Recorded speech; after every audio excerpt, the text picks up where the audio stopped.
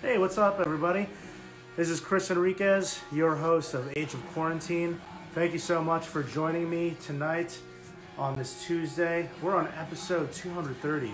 Pretty fucking wild. I can't believe it. We started back in March and time has flown by.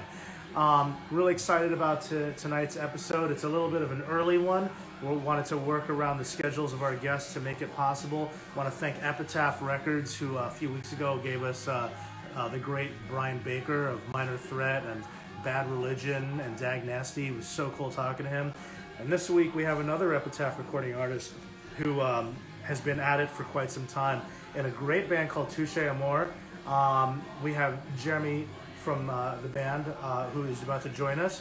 They have a new record out that at my day job at Revolver Magazine, we've teamed up with Epitaph to do a exclusive variant of that record. And if you have not checked it out yet, which you probably have because it has been up on streaming and whatnot, but it is a phenomenal record, and it's just an exciting time to get new music during these dark times when we need to find things to do. Anyway, enough of me talking. The new album is called Lament. It's amazing. Check it out. We're going to get Jeremy on the screen right now. Alexa, stop. Hey, what's going on, Jeremy? How you doing?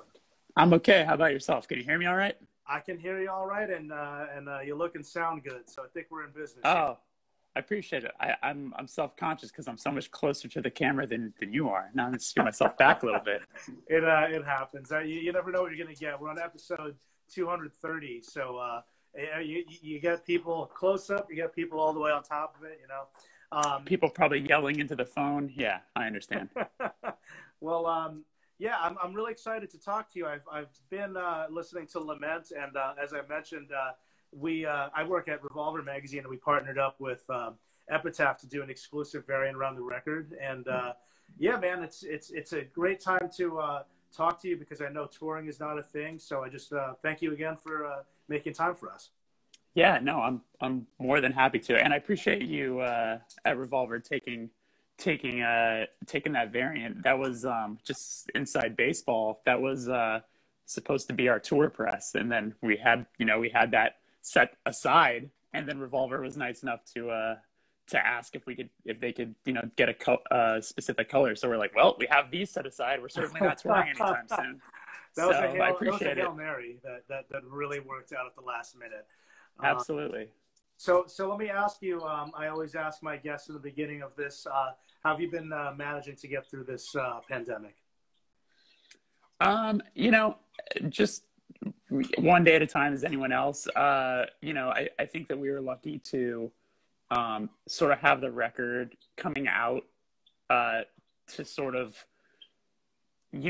fill our time with trying to come up with creative ideas or just like working on this and that, trying to find clever ways to make music videos and whatever, just to sort of occupy all that time that, for anyone who's put out a record or anything, that space between recording and then putting out an album is always excruciating because you just want everyone to hear it, So we had, the shutdown to really just sort of dive into that as much as possible. So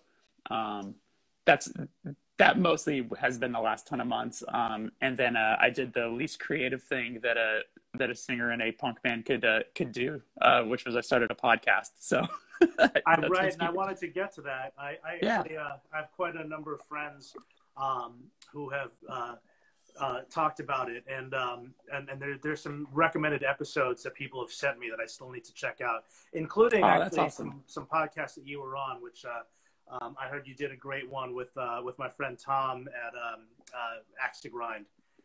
Yeah, that was a very in-depth one. That I tend to be an oversharer. It's a problem that I have, and I only know Tom a little bit. I've never hung out with him in person, really, but Bob and Patrick, who do that show with him, are like old friends. So I was, talking to them like I've known them forever, and sometimes it gets me into trouble. But it was Bob, it definitely was. It was definitely a very like transparent interview, and for anyone who wants to dive deep into some of that record. It's a good listen for sure. Yeah, man, absolutely.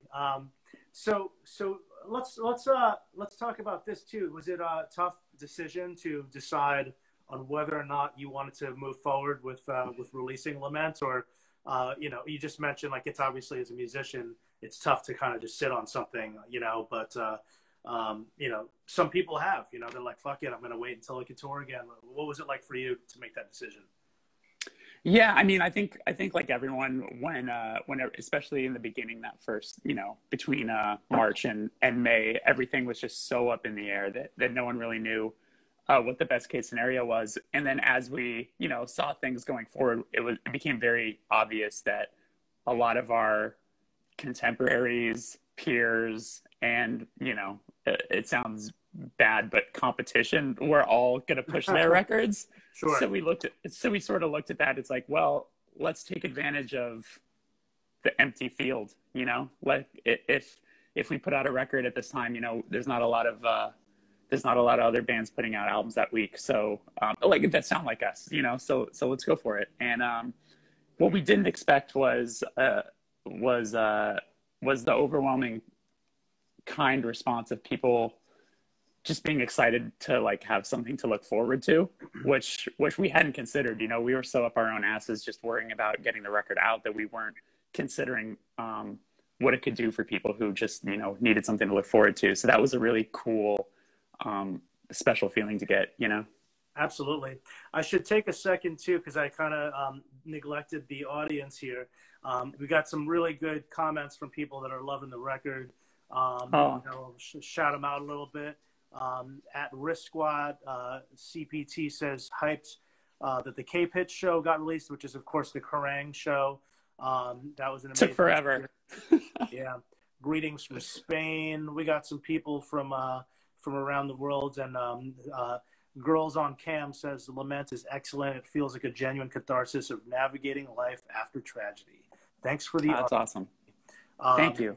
Yeah, and while I'm addressing everybody, I forgot to mention, if you want to ask questions, you can do that, and there's a question mark at the bottom of the screen. Oh shit, Ecuador's in the house. I love that.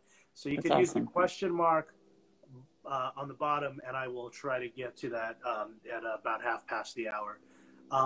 So yeah, lots of people loving it. And then in terms of touring, did you have stuff scheduled that got canceled? How did that work out?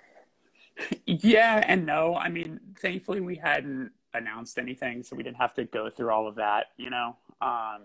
There was definitely a lot of tours that were, we had routing. Basically, there was like a routing at the end of this year, and then even like a backup routing in case it came to spring, and even that now doesn't seem, possible. We have like kind of tentative dates in the summer in Europe next year, but it's tough because you hesitate to announce them, because I don't think the response you're going to get is people being like, yes, I'm so excited for that. It's hard not to get the response of yeah, okay. Yeah. So I'd rather have people be excited than obviously pessimistic. Yeah, no, I get that, and that's smart too, because you're on one end, some people are not really cognizant of that, but you've been at it for long enough to kind of figure out sort of some of the common sense, I guess, that is, and now after having put out a record during COVID, I think you'll be prepared for anything in the future, hopefully. Yeah, for sure, no doubt. It's funny, of all the things that I think the whole music community saw as a threat, this wasn't it. Like most of us have been in battle with streaming services and the lack of payment and all of that sort of stuff, but I don't think anyone saw the global pandemic being the thing that was going to ruin our career. Yeah.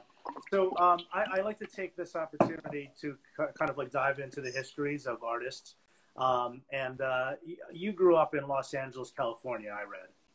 Yeah. Three of us are from Burbank, California, and then we got one member out from out in the valley, and then our other members from the west side. Yeah. Talk about because LA. I'm in Brooklyn, of course. At St. Vitus, the music venue here. So we are similar to Los Angeles in the fact that we have a rich musical history of all kinds, but certainly for punk, metal, and hardcore. So, but before you got into underground music, talk to me about your exposure to it early on, whether it was through family. How did you realize that it was something meaningful in your life? It came, I was pretty quickly obsessed with music as a young person. I remember falling, for a lot of like very obvious like pop music when I was really, really little, like Michael Jackson and things like that. And then once I became probably about 8 or 9 years old, I remember seeing the music video for like Pearl Jam's Even Flow and Nirvana Smells Like Teen Spirit and all that sort of stuff. And all of that is completely informed, wanting to be in a band and wanting to just be a part of music in general. I always tell the story of seeing the Even Flow music video and watching Eddie Vedder jump off the balcony into the crowd. Oh yeah, and just and I think me being like the baby brother and looking at all of the attention that he was getting, I think that really informed my like, ooh, like like that looks really fun. All those people are there for him and wants to catch him and all of this sort of stuff. So like it just, all of that seemed really exciting to me. So I remember I bought, I got 10, I didn't buy it, my parents bought me 10 from Pearl Jam and Nevermind from Nirvana, and that was it. I just became so obsessed. And then I played guitar most of my life, and Touche is the first band that I ever sang in. Every other band I always played guitar. So like I started playing guitar in like junior high, and it's been a part. I did my research on you, obviously, as any responsible interviewer would do, and I think we're about the same age. So I that whole grunge movement was such a for people our age, is what I'm trying to point out, is such a pivotal moment, because it's that gap. If you weren't already exposed to punk rock, those videos in particular, and I'm going to sound like an old guy, but because kids are not being exposed to music videos on MTV anymore, and they are looking at them on YouTube voluntarily, they're not getting that same kind of thing that you and I are talking about, where you see Eddie Vedder on fucking national television on a major network stage diving. Or for me in particular, I got into my favorite band, Bad Brains, because somebody was moshing and Smells Like Teen Spirit wearing a Bad Brains shirt. It was the only band shirt I got. Right. So it's like, maybe I should see if that's cool. You know what I mean? Yeah. Oh, that's really cool. I think that's the first I've ever heard that connection, as someone discovering Bad Brains through that video. That's really cool. I like that. That's a cool story. Yeah, man, absolutely. Did you? So I want to transition before we get into like how you started playing in bands. Like, when and how did you discover underground music, punk rock, all that stuff? I guess it all depends on what would be considered like fully underground music. Like for instance, I got into Green, like I bought Dukes. It's a for a second. Oh, are we good? Yeah, we're good. We're good. So yeah, and then I forget how it came my way, but so at the corner of my street when I was growing up, there was a record store called DB Cooper's, and I would just go there and just kind of like, if there was a CD that had like a semi cool looking cover, I would just buy it for $3.99 or whatever used. And I got a lot of dog shit, but in that I got a lot of good stuff too. And I forget what age it was, but I remember getting Punk and Drublic from NoFX. Yeah, I remember that one. And I think that them having the attitude of like, we don't want to be on the radio, spoke to like an angsty junior high kid, or like an angsty, like, so I think it was NoFX. And then, I remember I dove into some of their like, not like-minded, but like, sonically similar contemporaries, and those didn't really do anything for me. And it was shortly around that time that I discovered metal and became like a total metalhead kid. I always say that in junior high, it's like the main time in your life when you're allowed to be like a total poser, Oh yeah. Like like no one's there to judge you because you're a child, you know? So like one day I'd be wearing a No Effects shirt, the next day I'd wear a Korn shirt, the next day I'd wear a Dead Kennedy shirt, and I wear like a, you know, whatever else. But you get what I'm saying. Like, well, it's outside culture. It's all outside culture. Exactly, yeah. And if anything, you're just excited because you get to wear a band's t-shirt to school, and a lot of times they're like, you know, maybe it has a gun on it or a skull or something, you know. You're basically Right. you're getting sent home from school every day for wearing the Guns N' Roses t-shirt or something. But yeah, so you know, I think that I was getting interested in a lot of underground music, but I don't think at that age I really understood that it was underground per se, you know. We also had a music video channel. I don't know if you've ever heard of this, but it was called The Box. Was that It's like, was it Canadian? it could have been, but they played it in LA, and it was like channel like 99 or something, but it was basically a music video jukebox. Okay. So like, you know, you could scroll through or like whenever there wasn't a video on, there was like the menu that showed all the music videos. And then I think it was like $2.99. You call in, you type in the number video, and then it charges your credit card and you can now watch the music video. But on that thing, they had a lot of, that's how I discovered Korn, you know, like they played the Korn music video. That's how I discovered Marilyn Manson, because they played the Get Your Gun music video. A lot of that stuff, you know. So I think that was like my introduction, I guess, to like underground. Yeah, no, I mean, I also not to forget that those bands were certainly a little more not off the radar, but definitely not who they are today. You know, I definitely not. Yeah, yeah. I mean, I can remember seeing Korn. Korn used to play hardcore shows with like Sick of It All. I think they went on tour together. You know. Yeah. That kind of stuff would happen back then. And when I saw Korn, I thought it was a hardcore show. I didn't know the difference. So I get that, you know. That I could relate to that for sure. Like the first hardcore show that I went to, I didn't know I was seeing a hardcore band. I liked the band because I bought their CD because they were on Roadrunner Records. It was VOD, like Vision of Disorder. Oh shit, that's who I saw Korn with.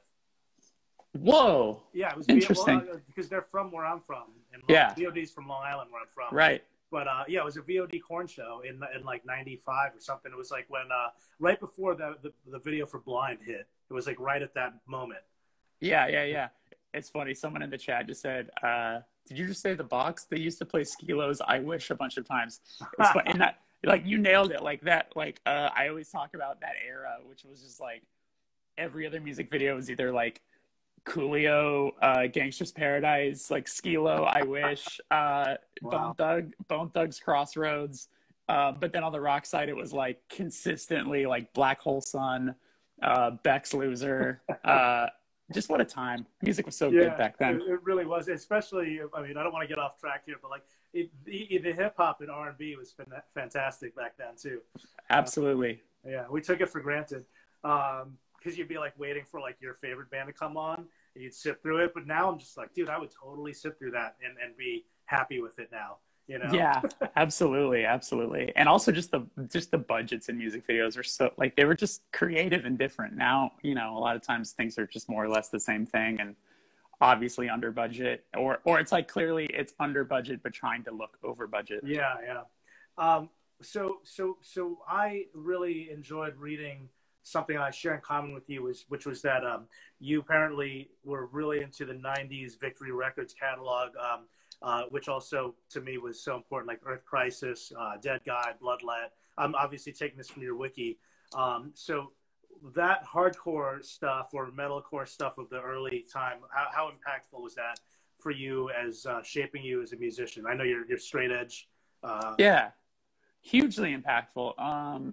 Yeah, it was funny. Like I always say, like I had two roads in front of me, and it was like the same day I bought Gomorrah Season Ends from Earth Crisis. I also that same day I bought Butchered at Birth from Cannibal Corpse. And I remember listening to Cannibal Corpse and being like, I just don't connect with this.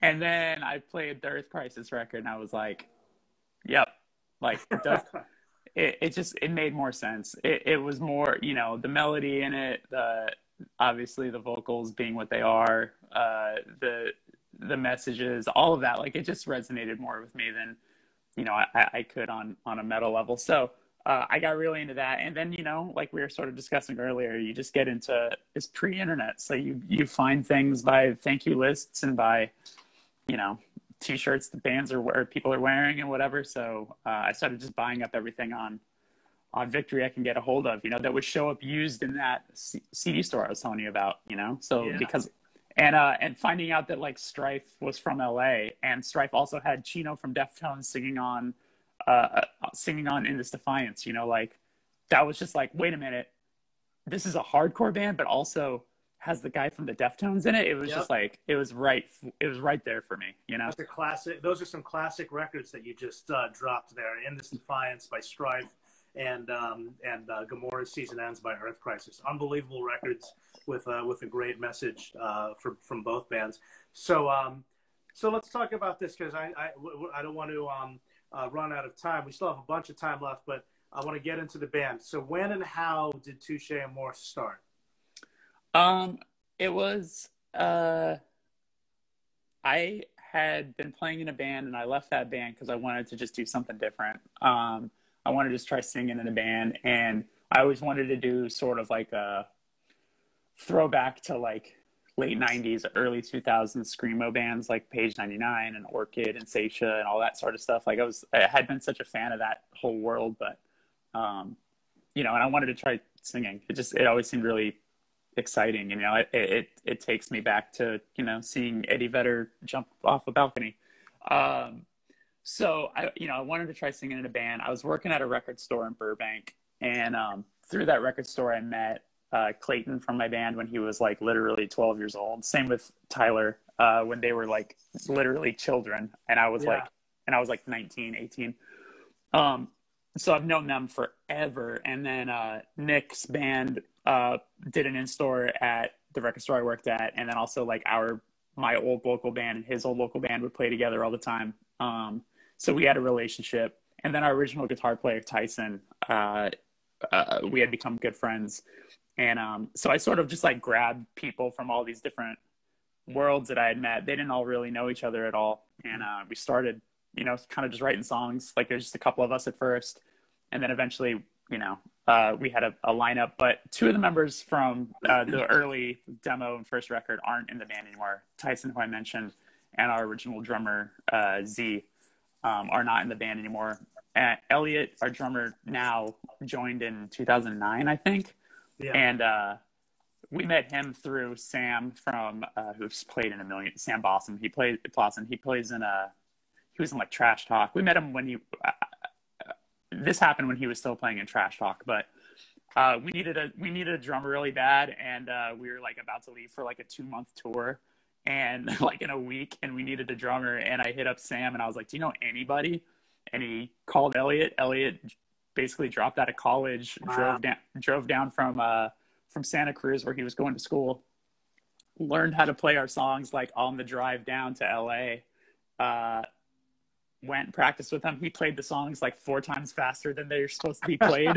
But we were like, yo, he's got such energy. And he was like a crust punk kid. He had like the rat tail, like everything about like it just he had just such a cool energy about him. So we were like, yeah, we threw him in the van, and he's been in the band since. And it's funny that drummer. Oh, he's so I love Trash Talk. Yeah. I feel very lucky to be in a band with Elliot.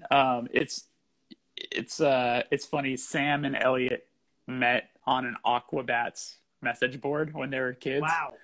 So is that like what's his face from Blink-182's old band? Travis Barker's old band. Yeah. Yeah, he played in that. But they're still a band, I think. But yeah, we always say that if it wasn't for ska, we wouldn't be a band. Wow.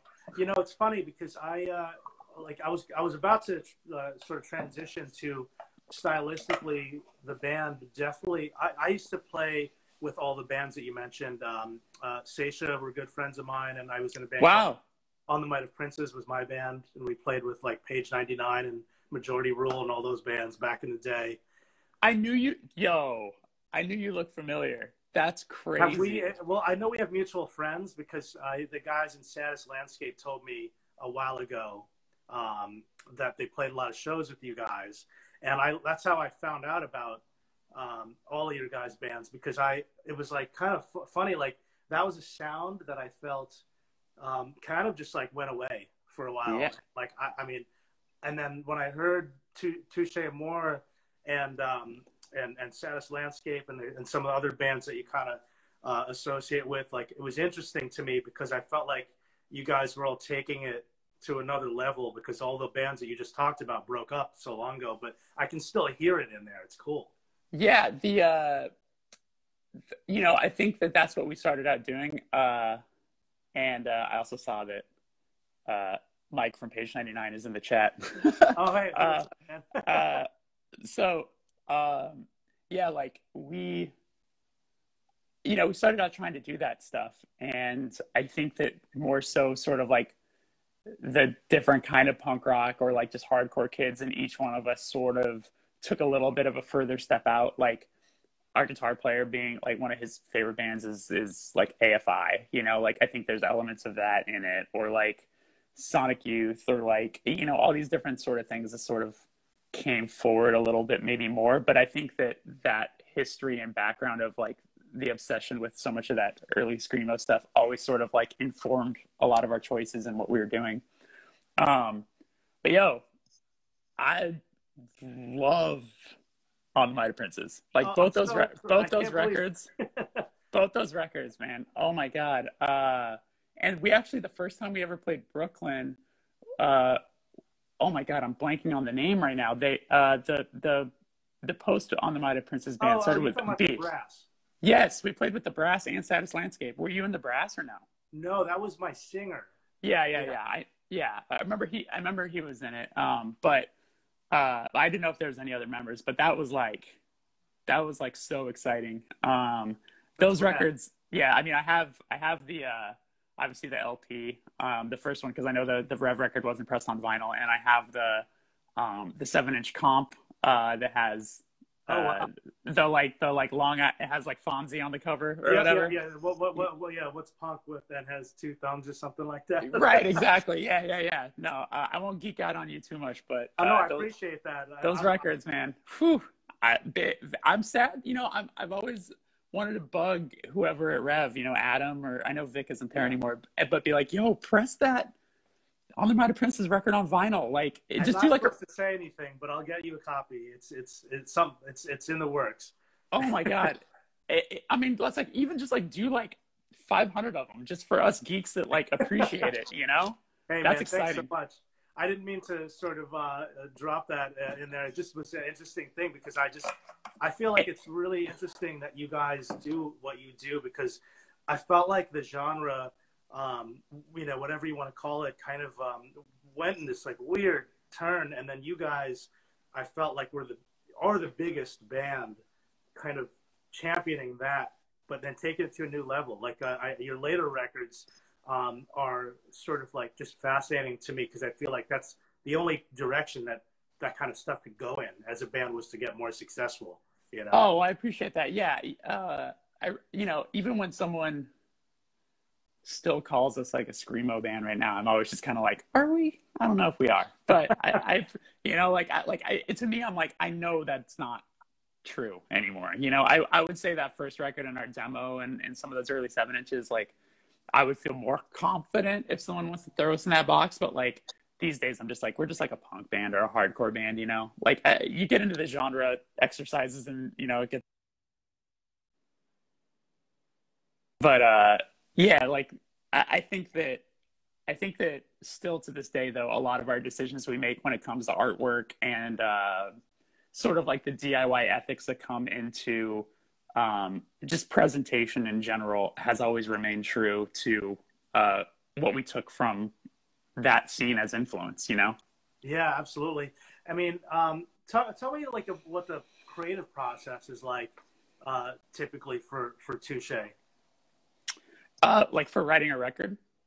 Yeah, like because I know you play guitar as well, but I don't know if you are you know, how the collaboration takes place, because the sound is very interesting. Yeah, you know, I think we're very fortunate in the fact that everyone in our band can play guitar, so that like really helps, you know, like I think it helps in the circumstance of, you know, if someone writes a riff that you're not really feeling, or like has an idea that you're not really feeling, like you have the ability to be like, I don't know if I like that, but maybe try this, and then you can play something else. You know what I'm saying? Like, it kind of helps with writing in general. Most of us can like kind of bullshit on every instrument, more or less. Like my brother always played drums and always had a drum set in the house when I was a kid, so I can like kind of bullshit drums too. I'm not confident enough to play, but you know what I'm saying. So, but to answer your question, everybody kind of brings riffs. I don't anymore. Those guys surpassed me so much on guitar that like I would not have the confidence for a second to try to write a Touche song on guitar. But my role with them is usually like structure, and you know, I instantly, as soon as songs are being written, like I hear vocal pattern ideas. Words come way later. I always write lyrics way after the fact. It takes me forever, but like, you know, pattern ideas and parts that can repeat and whatever, that always comes pretty quickly. And that's, you know, so I play more of like a conductor role as opposed to anything else. But it's always interesting because, you know, we've been a band together for 12 years now, which is crazy to think about. But I think in that 12 years, we learned a lot of really important things, such as like how to talk to one another in a way that is productive. You know, I think it's always tough to sort of like figure that out, and it does take time. Because, you know, I don't, for anyone who's you know, watching this or and as you know, being in bands yourself, like it's always hard if you don't like an idea to like just shit on it and then not have anything productive to add, you know. But yeah. So I think a lot of us sort of like wait until we have something productive to add to the conversation before shitting on someone's idea. You know? Absolutely. And one of the things that we really applied going since our record Stage 4, the one before Lament, was that we made sort of like a commitment to ourselves that we won't go into the studio to record a record until every single one of us, all 5 of us, love every single part. Like, and that's one of the things that takes us as long as it does to like kind of go record a record, is because it's hard to do, you know. Like usually there's a lot of compromise, or like maybe someone in the band is like not crazy about a song or whatever, and like we've had too many things in the past that like we compromised on, and then due to that, you know, those are songs we don't play live, or like songs that we never really care about revisiting or whatever. So we're very happy to say that like with our last 2 records in particular, we would be thrilled to play any of those songs live because we love every single one of those songs in their own way.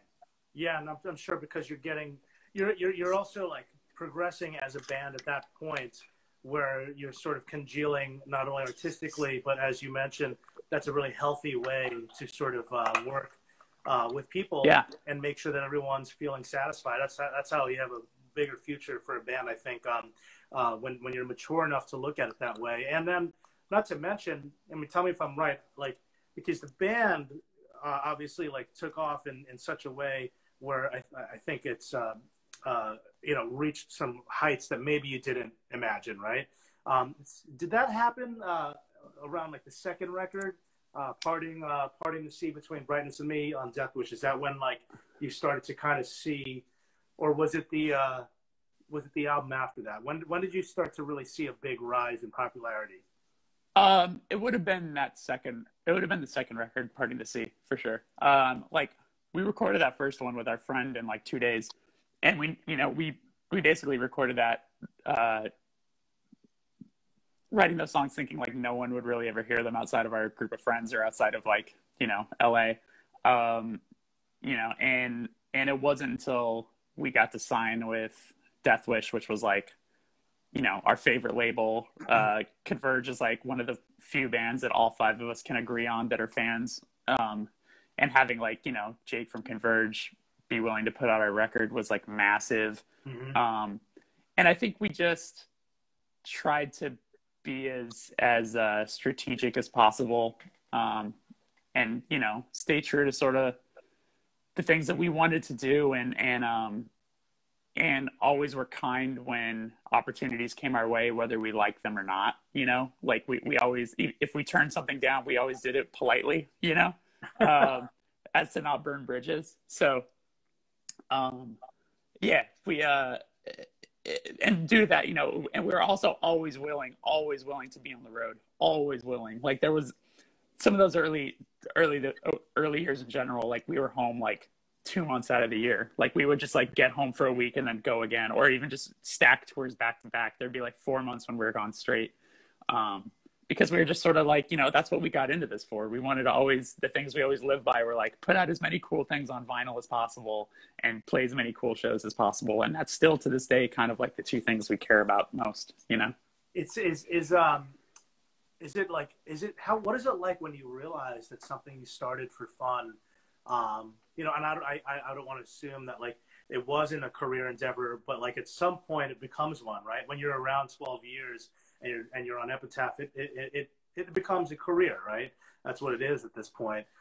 You know, when do you remember that sort of taking into effect, and then like I don't know if you sat down with the guys and you're like, all right, this is becoming a job, but a really cool fucking job, you know?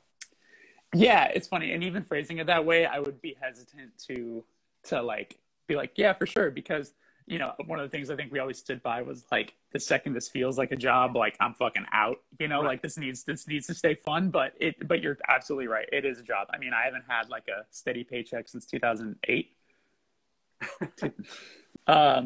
But you know, I think that if you come from, you know, I've been talking about this kind of recently, like I think if you come from punk or hardcore or any subculture like that, like you sort of have like a built-in ability to hustle and like figure out getting your bills paid, you know, like whether you're selling stuff or making zines or like doing this or doing that, you know, like we have like a built-in, like, you know, yeah, exactly. Cause I don't know if it like comes from not wanting to have a boss, that like fuck authority sort of mentality, but, so I mean, Nick, our guitar player, he's a graphic design artist by trade. That's like his job, and he's constantly working. So he has like a steady income. Everyone kind of takes little odd jobs on the side when they can or whatever. But yeah, like it is weird to think of it as like this thing is full time. But then when I think of the amount of work that goes into every single thing, it's like, yeah, it's full time. You know, I couldn't imagine juggling a job. I couldn't imagine juggling like an office job and also all the stuff that we just put into putting out this new record. You know, it was hard work. Yeah, and it's really hard work. People don't think about that. We don't have to sort of go into a whole tutorial, but because I could talk about that forever, the whole lifestyle aspect of it. But let's stick with the music stuff, because that's what's really interesting to me is you have a really interesting resume of producers that I could talk about for a while. Yeah. You recorded with Brad Wood, who did Diary by Sunny Day Real Estate. Yeah. What the fuck was that like? That must have been, I mean, I know we're going back, but I'm kind of going through the catalog here. Yeah. I'd love to hear about that.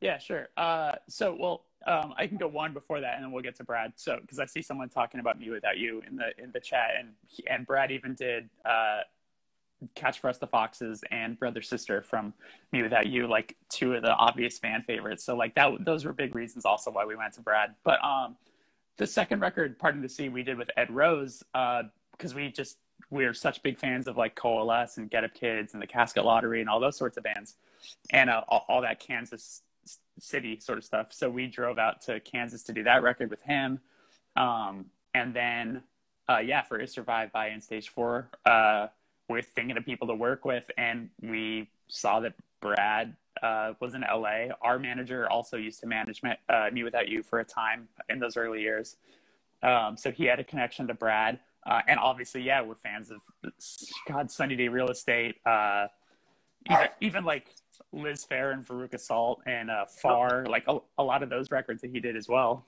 even like Codeine. So yeah, we got to know him, and he was just such a pleasure. He's still a friend, and he's very easy to work with, and Always had a story. He'll tell a story for an hour and a half straight.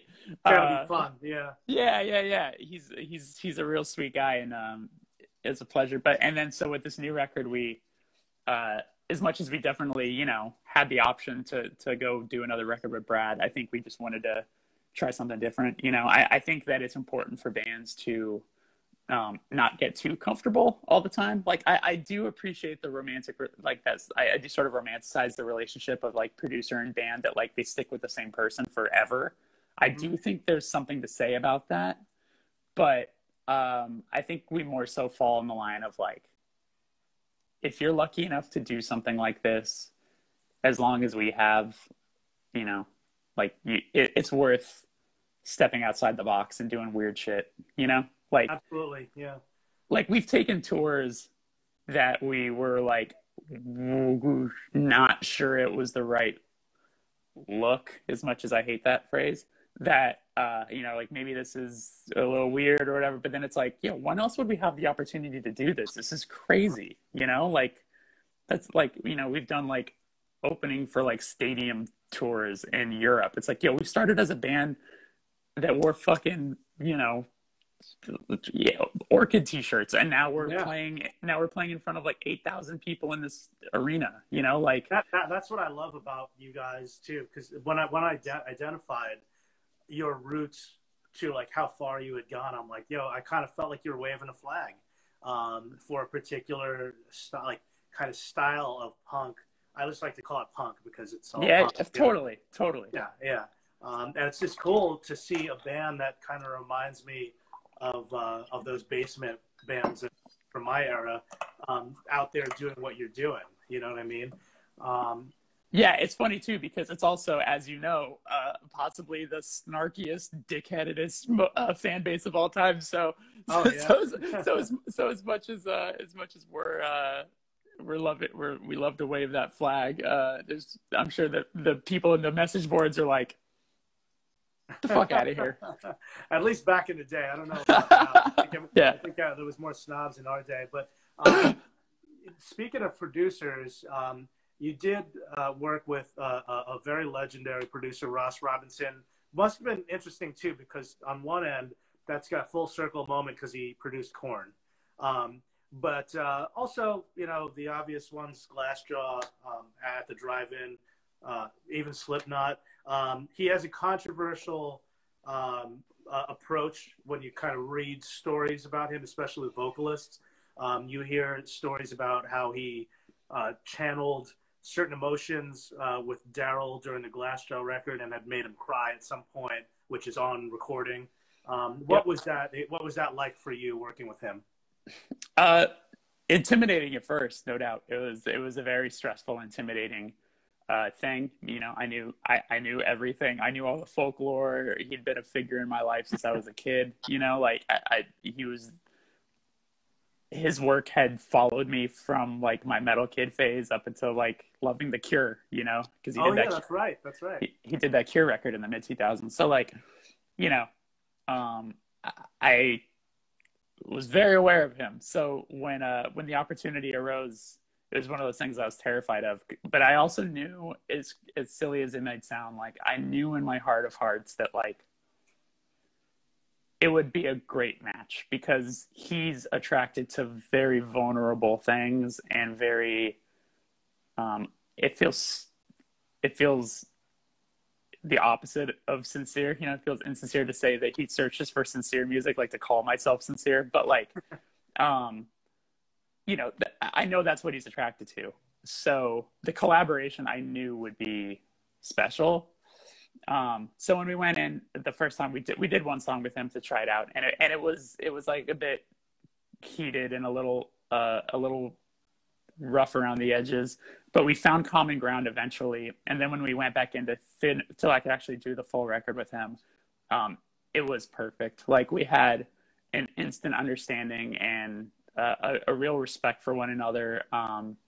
Some of the moves he tried to do that first time, which would involve like standing in the microphone or standing in the vocal booth with me the whole time tracking vocals and like things like that, like didn't happen when we went in for the full record. Instead, like before I tracked vocals, he would he and I would have, like, he would come in the vocal booth, and then Ross and I would talk for like an hour, maybe more, maybe less, but like really in depth about what I was about to sing about, go through the lyrics, talk things out, tell each other stories, open up, be really, really, really close with one another in those very like intimate moments.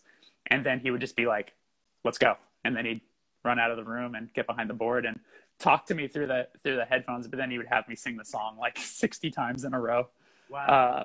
But you know, it was, I know it was all worth it. And I think that you can really hear it on the recording that those songs were pushed as close to the edge as they possibly could have been, emotionally, you know, like it was really something.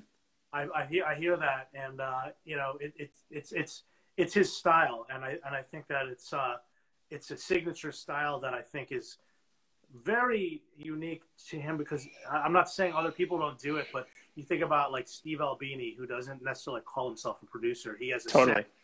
sound. You know, Ross has a sound too. Terry Date has a sound. I'm sorry if there's any people out there that are not as nerdy about this as I am, but you know, just talking about like famous producers that have certain sounds. But his whole thing of like pulling the raw emotion out of someone, which I understand what you're saying. Like, it's kind of awkward to say, you know, somebody is trying to pull something sincere out of you, but it makes sense. You know, you get somebody, a vocalist particularly, I mean, you know better than I do, singing their heart out, and then basically, like, it could be awkward. You might be working with a stranger or a room of strangers, but if he can somehow get into you and get you in a place where you can, you know, ultimately feel comfortable, sing it a bunch of times, he's gonna find a way to get it out of you, I guess. And it worked. It sounds great. Yeah, that's exactly it. Like, he, I realized that the first time when I went in with him, and it was pretty contentious, was because I was afraid, you know, I realized that, like, I was so nervous about what I was about to go through with him, you know, and I had all the folklore just like swimming around my head, you know. I was like, oh my God, he's going to try to do this. He's going to try to do that. That I just reacted poorly. And we, you know, we had some uncomfortable moments, but I think that it was necessary, you know, and we had a really helpful talk about it. And, you know, he understood who I was, and I understood who he was. And then, there was just like a deep appreciation for one another. Like, I left that first session thinking like he hated me. Like, I was like, I felt really bad about myself, like really, really bad about myself. And then, we played in San Diego a couple months later, or like maybe 2 months later. And, Justin Pearson from The Locust, he came out to the show to hang out and say hi. He plays in a band called Dead Cross that has recorded records with Ross. And he came and he's like, dude, Ross loves you. And I was like, what? and he was like, yeah, man, like he like really respects you a lot, like as a vocalist, as a lyric writer, all that sort of stuff. And I just couldn't believe it. You know, I was taken back by it. I was just like, I thought he hated me, you know. And I ended up visiting the studio with Justin and those guys, and Ross, like a week later. And like when we got home from tour, and it was like the most warm feeling from him. And it was like, yeah, we got to do this record, you know, like he was funny, man. Yeah, it's funny how that works out. But I realized, you know, when it comes to like his folklore and all that sort of stuff, one thing, I asked him a lot of questions about it. A lot of the crazier stories I think are kind of telephone game, you know, a little there. And then on top of that, like, all the things that seem the most extreme, getting to know him as well as I have now, like, I know if it comes off a little crazier than most people would want, I know it's coming from a place of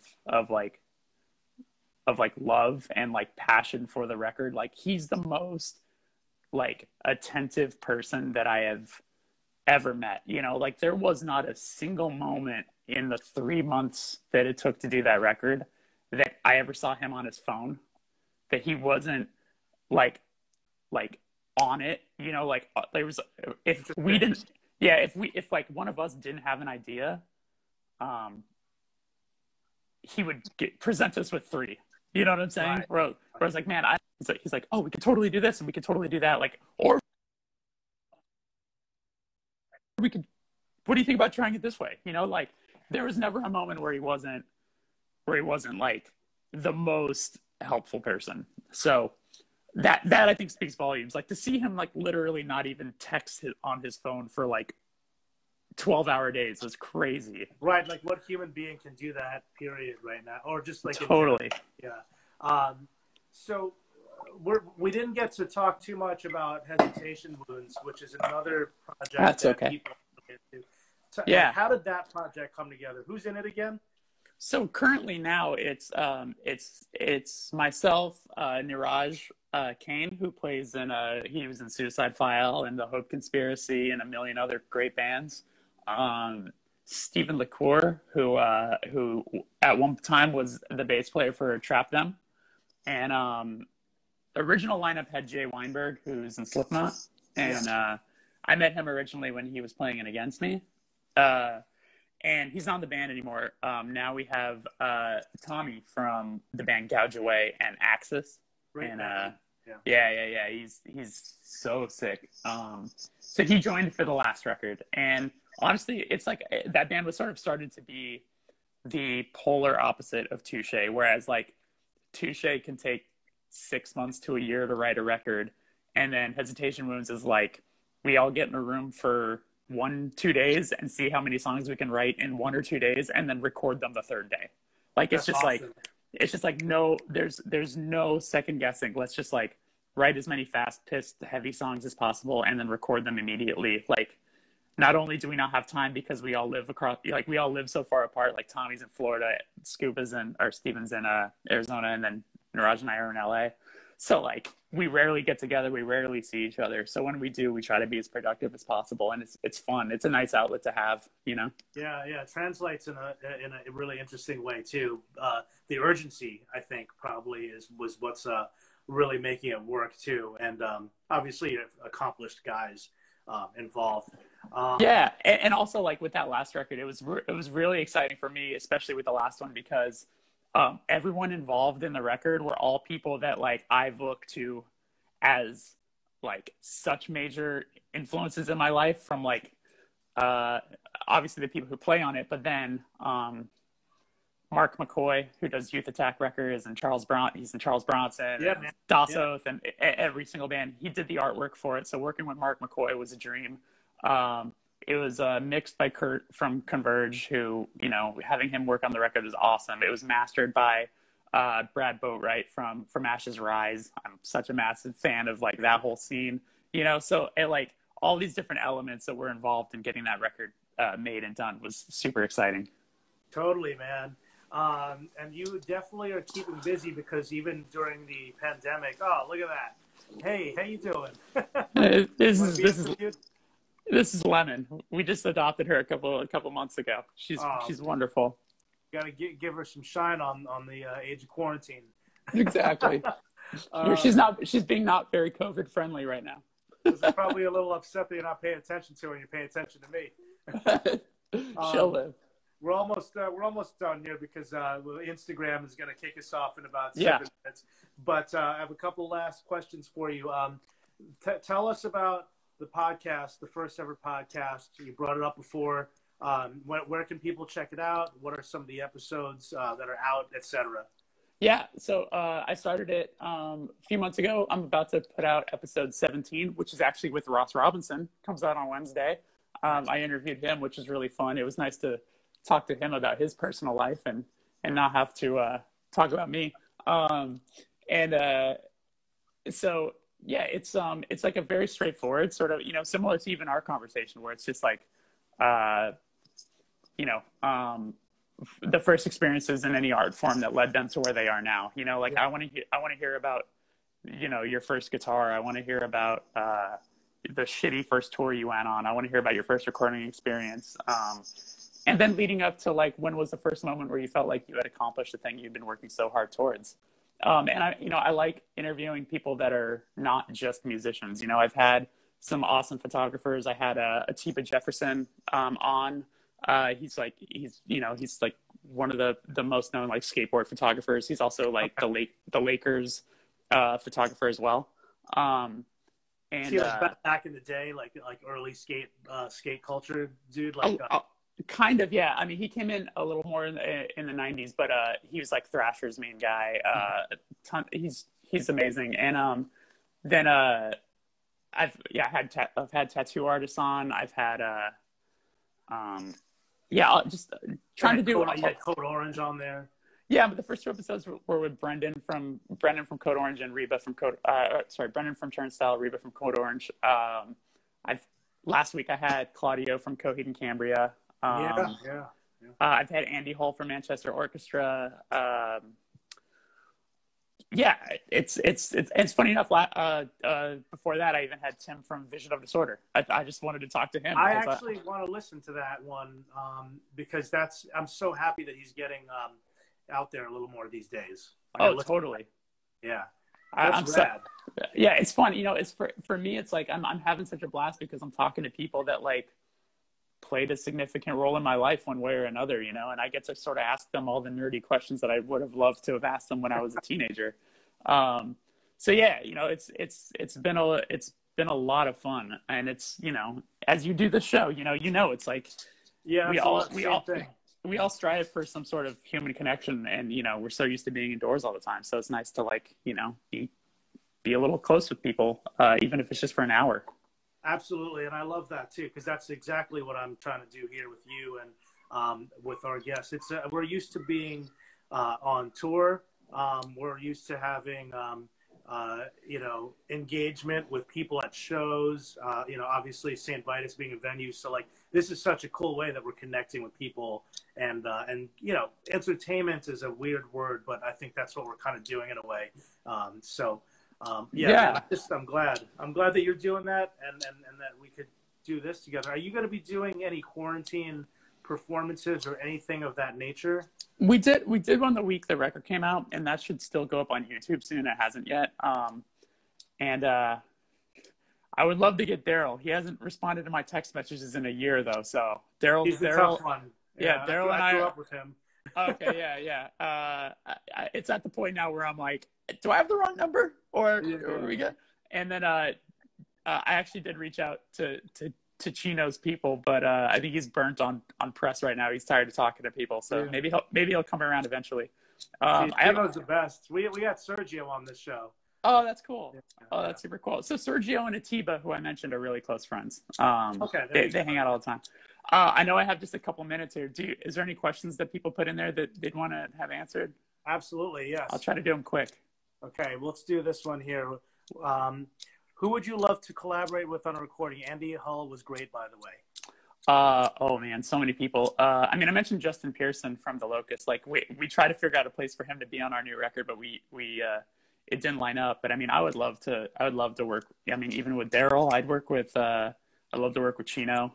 Any of those sorts of things, you know. I feel like Glassjaw and Deftones are like the two bands that we sonically make sense with, but haven't had a chance to tour with. You know, I would kill to tour with either of those bands. Yeah, man. So then this one you kind of answered already, but what is the break from touring like after touring for 10 years so extensively? It's nice. You know, I try to find the positive in it. I got engaged, which is really exciting. You know, congratulations. Thank you so much. Yeah. We found an ability to take a trip, because air tickets are so inexpensive right now. You know, like it was like round trip $200 to go to Alaska. So we went up there and it happened. You got to do it. Yeah. Yeah. And you had Julian Baker on your last 2 records. Yeah, we sure did. That's awesome. She's the coolest. She just announced a new record. I'm gonna brag and say that I've had it for about a year now, and it's her best work. It's an incredible record. Everyone should be really excited. I have a really quick story before we say goodbye, but I've never met her before. But I was staying at a hotel on tour 2 years ago, and I was using a green van, and she was on tour using a green van. So when I woke up and got to my car, there was flowers on it and a handwritten note that said, "Awesome to see someone using green vans. Have a good tour. Love, Julian Baker." And it was like flowers on there. I think we tagged her on a post. But so cool. So cool. In the middle of the country. So cool. So cool. Yeah, man. So cool.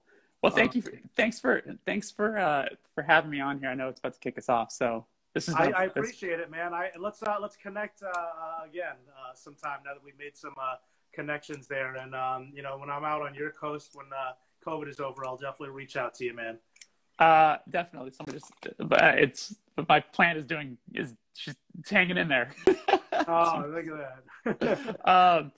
Yeah, no, that'd be wonderful, and I'm definitely gonna bother you more about On the Mighty Princes. And if people are watching and don't know our boys band here, listen to On the Mighty Princes. What a hell of a band! Oh, thank you, man. Well, I'm gonna be listening to Lament a lot, so you take it easy, man, and all the best to you. Lots of positive vibes your way. I appreciate it. Back at you. Take care. Okay. Bye. Right, bye. Thanks for joining us, everybody. That has been another episode of Age of Quarantine. We'll be back tomorrow at the regular time at 8 o'clock Eastern Standard. Take it easy and have a good night.